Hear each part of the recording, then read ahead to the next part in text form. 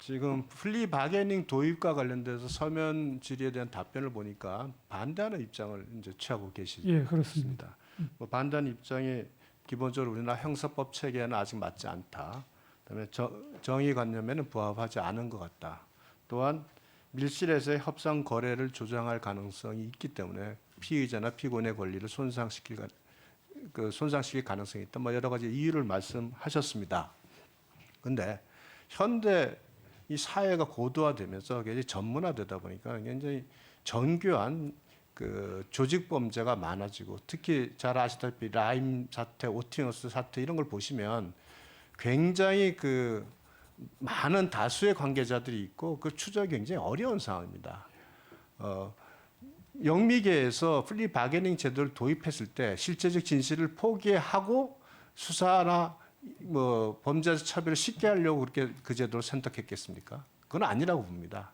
다만 그러한 수사의 한계 때문에 그것을 채택을 했다고 보고요. 그런데 이 플리 바게닝 제도를 우리 대륙법계의 원조라고 할 수 있는 독일이나 프랑스에서도 지금 일부 도입한 거는 아시고 계십니까? 예, 예.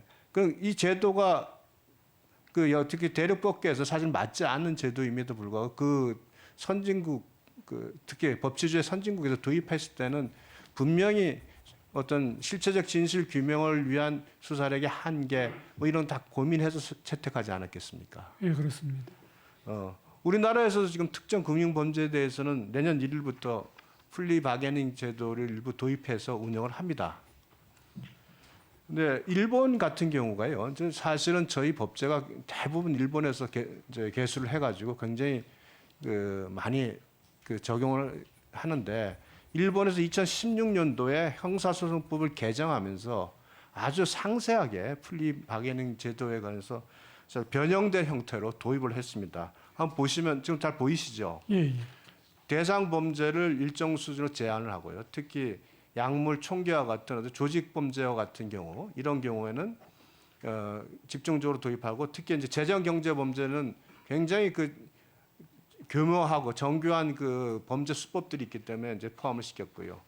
합의 주체를 보면 변호인을 반드시 참여시키고, 다음에 넘겨보시죠. 진술 거부권에 대해서 합의를 했더라도 진술 거부를 할 수 있는 권한을 주고, 합의 위반하면 그 공소 제기 자체를 기각하는 이와 같은 촘촘하게 지금 플리 바게닝 제도를 사실상 도입을 했습니다.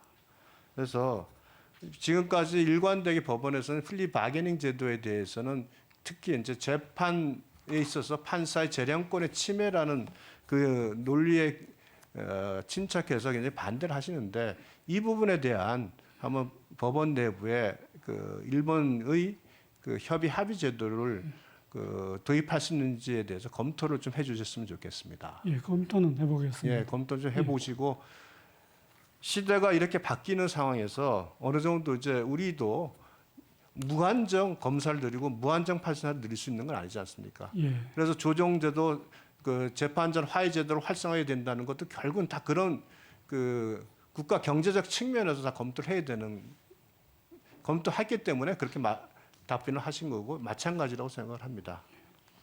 다른 질문 넘어가겠습니다.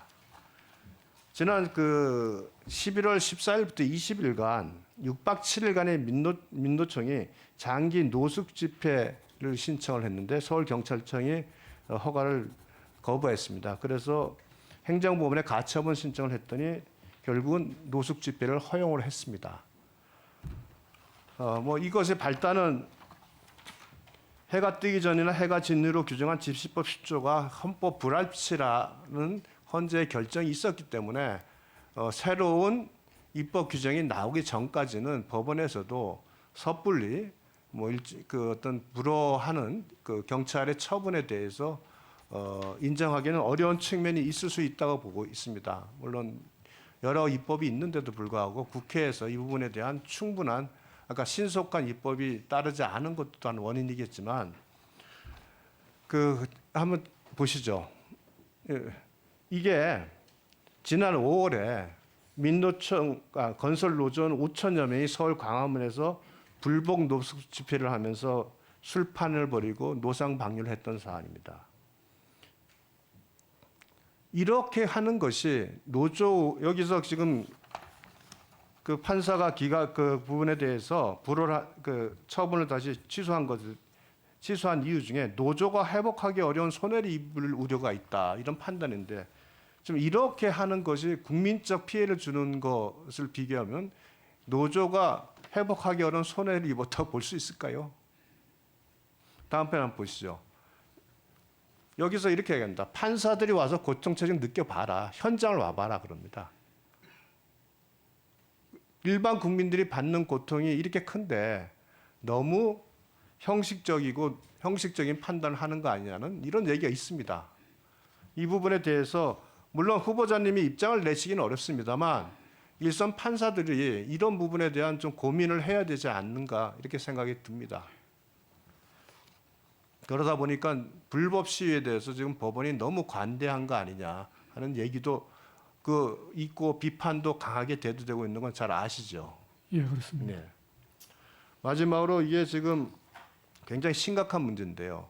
선거관리위원회도 북한 해킹 그룹인 라자루스로부터 해킹을 당해가지고 굉장히 결국 그 여러 문제가 발생을 해서 결국은 국정원에서 보안 검증을 했더니 너무 그 체계가 엉망진창이었다는 겁니다. 특히 선관위 우리 투표 개수기 있잖아요. 그거는 누가 악의적으로 USB만 꽂으면 내부망을 바로 해킹할 수 있을 정도로 보안이 허술했습니다. 그런데 사법부도 마찬가지입니다. 북한에서 해킹이 발생했는데 반년 동안 법원에서 이걸 숨기고 있었습니다. 비밀번호 그거 보이시죠? 123QW입니다. 이런 식으로 사법부도 굉장히 그 해킹, 그러니까 이제 디지털 시스템의 보안이 취약합니다. 국정원이 그러니까 이럴 때 보안 점검을 제대로 하셔야죠. 여기서 어마무시한 양이 나가지 않았다는 보장이 어디 있습니까? 그러면 그런 통보를 받았으면 사법부도 마찬가지로 시스템 점검을 해가지고 문제를 분석해서 그 문제를 보완을 해야지 이렇게 숨기기만 해가지고 어떻게 우리가 국민들이 지금 모든 자료들이 디지털화되어 있는 상황에서 국민이 법원을 신뢰할 수 있겠습니까? 후보자께서 대통령이 되신다면 죄송합니다. 대법원장이 되신다면 너무 높였네요. 대법원장이 되신다면 질문 계속하게 좀 그만 웃어주세요. 이 부분도 적극적으로 국정원과 협의를 해서 보안 점검을 해주시기 바랍니다. 예, 제가 듣기로도 이미 대법원 당국에서 관계기관과 협조해서 하기로 결정을 했다고 들었습니다. 예.